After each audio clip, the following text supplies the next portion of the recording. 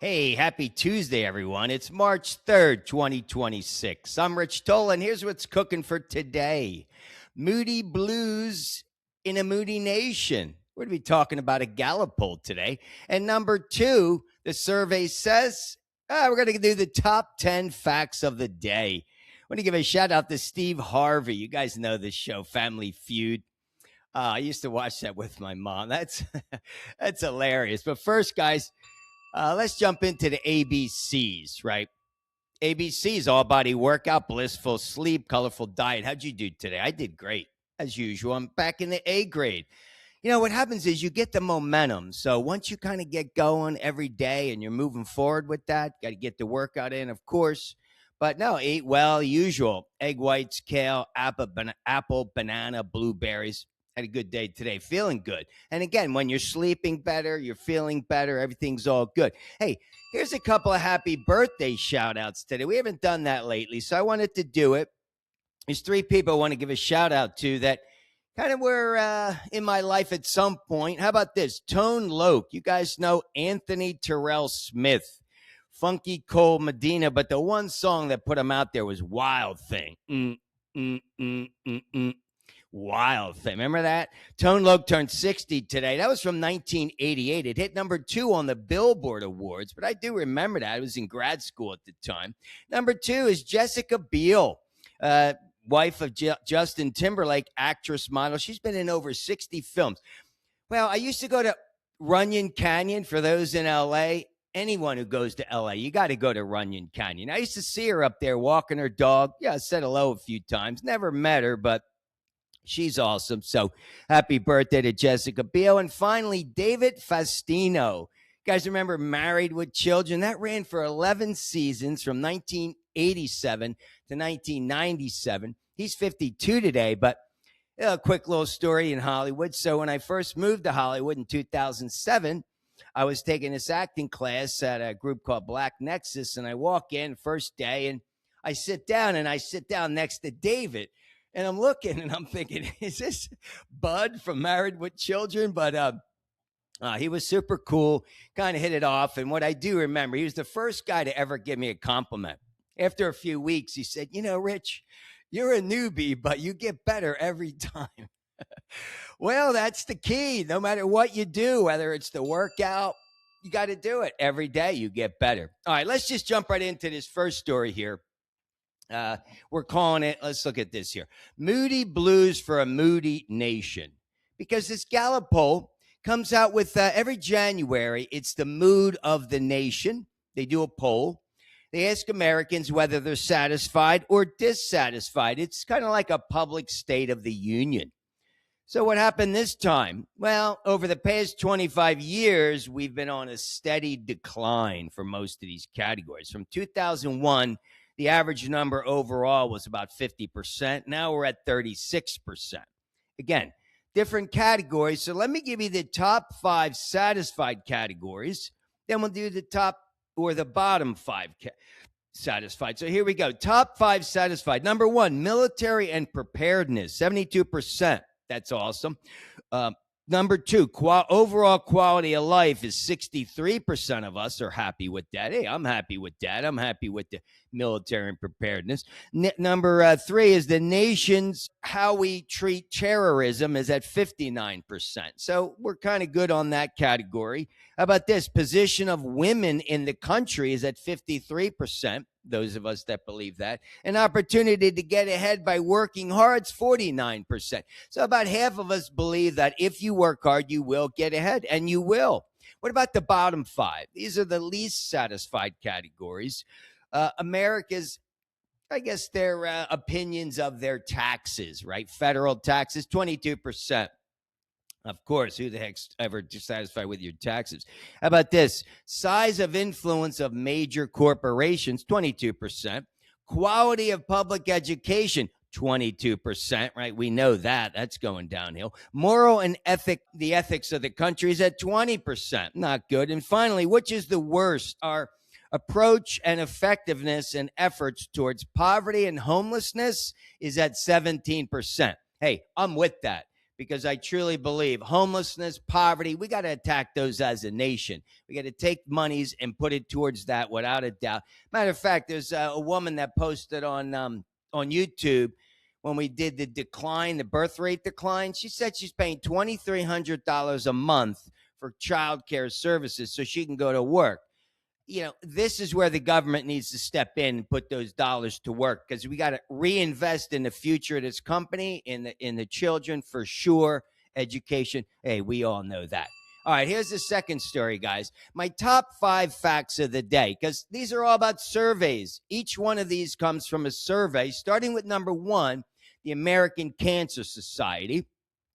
Says nearly half of all colorectal cancer cases now occur in adults under 65. Well, I'm under 65, turned 63 this month, but CRC, colorectal cancer, is the third most, well, this is sad, but it's the third most cancer worldwide and the second leading cause of cancer worldwide in the U.S. So across the world, it's number 3. In the U.S., it's number 2. I want to give a shout out to my Uncle Joe. He died of colorectal cancer. That's a nasty one. I mean, there's a few cancers. Hey, both of my parents died from cancer, but there's a few that really, they're really tragic. I mean, Uncle Joe, I remember him. He couldn't get off the couch. It's horrible. So I got 2 words for you. Get tested. Everybody, at least over the age of 60, you got to get tested for colorectal cancer. All right, number 2, here's a recent survey by YouGov. It says 40% of Americans didn't read a book last year. Ouch. Shame on you.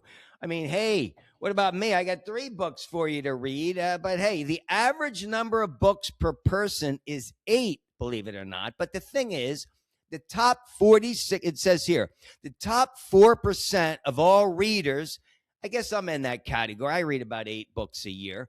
I'm reading Outlander right now, this series, but it says the top 44% account for 46%, right, of all books consumed. So, yeah, what is that? What's the favorite genre? You guys probably could guess this. Mystery and crime is the number 1 genre, but hey, I got 2 words for you. Read more. I like that. All right, number 3. Survey says. All right, here's a study.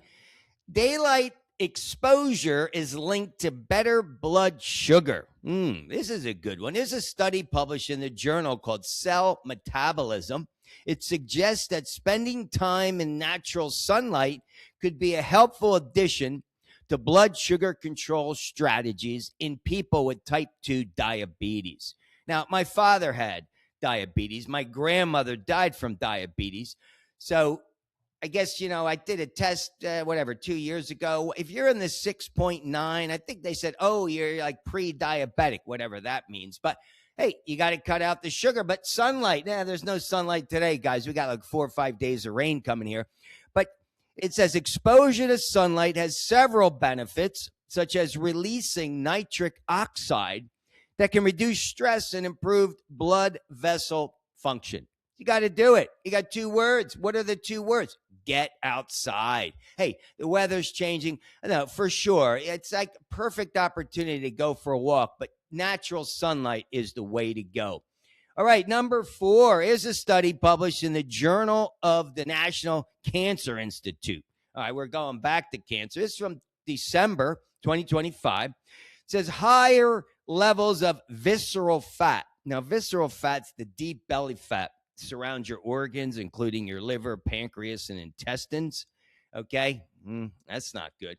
But it significantly increases liver cancer, where it increases your risk by 4 times. All right, my father died of liver cancer. So, hey, got to do everything you can to get rid of that visceral body fat, people. I got 2 words for you: diet and exercise. This is where the ABCs come in. You really got to do something about that, but you can do it. Anybody could do it. So you got to get rid of that body fat. That was number 4. And how about this? Number 5. This is a study published in November 2025. It's a journal called Pain. It suggests that emotional factors, especially fear, may contribute to ongoing abdominal pain in people with irritable bowel disease, IBD. If you're a person with IBD and you're experiencing pain and fear contributes to this, it says even when the condition is in remission, because the brain's response is just as important as the inflammation itself.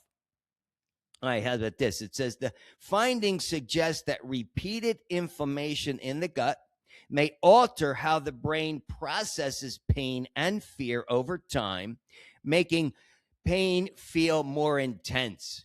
So that's what you got to be careful of. You don't want to have fear contributing to more pain, right? It says even when the initial fear response is stronger. So what do you do about it? Well, there's cognitive behavior therapy, CBT. That's a good thing, which addresses fear. It should be investigated for sure. And how about this? I read Kurt Cobain's autobiography. Well, I think it was a biography, but he had major gut pain. Now, back in the day, I don't think they ever diagnosed it properly, but he suffered from that. So I'm wondering now because he was a little, on stage, I do remember, I don't think he was the most, open guy on stage, kind of shy about it. But hey, maybe that's all connected, going back to his situation. But I think the key is here, overall, you need to celebrate small victories because fear and pain, but how do we do that? Mindfulness practices, you could do relaxation techniques, positive self-talk. I mean, I do that for sure. But again, we got to counter thoughts that intensify this pain. So mind over matter, or maybe I got 4 words for you. Don't worry, be happy. All right, guys, that's what I want to talk about today.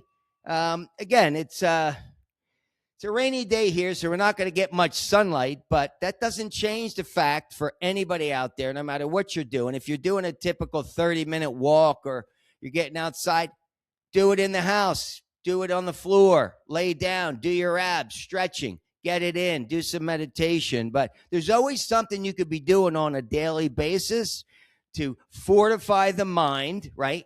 Again, everything is mind, body, spirit. It's all connected.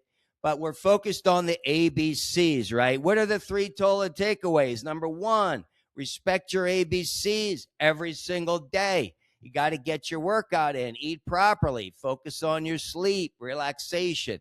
Number 2, we always know we got to connect.